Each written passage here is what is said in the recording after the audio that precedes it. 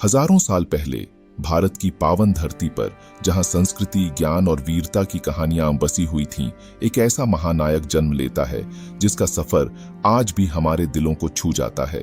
यह रामायण की गाथा है, उस राजकुमार की यात्रा जो इतिहास और हर सुनने वाले के दिल को बदलने के लिए आया।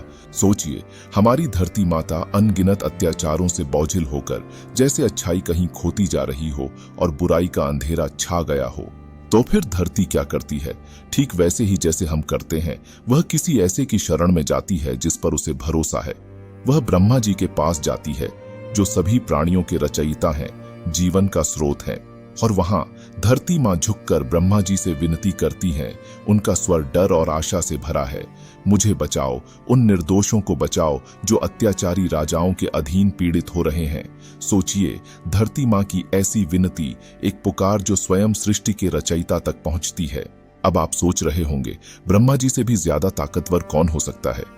अगर ये एक क्लासरूम होता तो मैं यहीं आपको एक छोटा सा क्विज दे देता, ये जानने के लिए कि ध्यान दे रहे हैं या नहीं। ब्रह्मा जी सबसे उच्च देवताओं को बुलाते हैं, यहां तक कि भगवान विष्णु को भी, जो पूरे ब्रह्मांड के रक्षक हैं। और जब विष्णु प्रकट होते हैं तो देवता भी उनकी दिव्य आभा देखकर ठहर जाते हैं।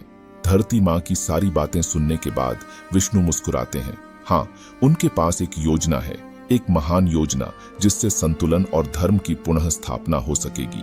विष्णु घोषणा करते हैं, मैं मनुष्य के रूप में जन्म लूंगा, एक राजकुमार बनूंगा जो मानवों के बीच चलकर संसार की बुराइयों का अंत करेगा। देवता इस घोषणा से चकित हो जाते हैं। क्या आप भी इस रोमांच को महसूस कर रहे हैं, इस साहसिक यात्रा का वादा? पर रुको, अगर आप उसी समय किसी इंसान से कह देते कि भगवान विष्णु एक बच्चे के रूप में जन्म लेने वाले हैं, तो वह शायद हैरानी में कहता, क्या सच में? अब हम चलते हैं एक महान राज्य की ओर, अयोध्या, जहां के राजा दशरथ हैं। एक बुद्धिमान और धर्मनिष्ठ राजा, लेकिन एक ऐसी कमी है जो उन्हें रातों में सोने नहीं देती। उनका कोई संतान नहीं है जो उनके राज्य का उत्तराधिकारी बने। निराशा में राजा दशरथ एक भव्य यज्ञ का आयोजन करते हैं ताकि देवताओं से संतान की प्राप्ति हो सके। दृश्य की कल्पना कीजिए, पवित्र अग्नि की लपटें ऊंची उठ रही हैं, मंत्रोच्चार गूंज रहे हैं और लोग सांस थामे प्रतीक्षा कर रहे हैं। देवता उनकी प्रार्थना सुनते हैं और एक दिव्य संदेश देते हैं।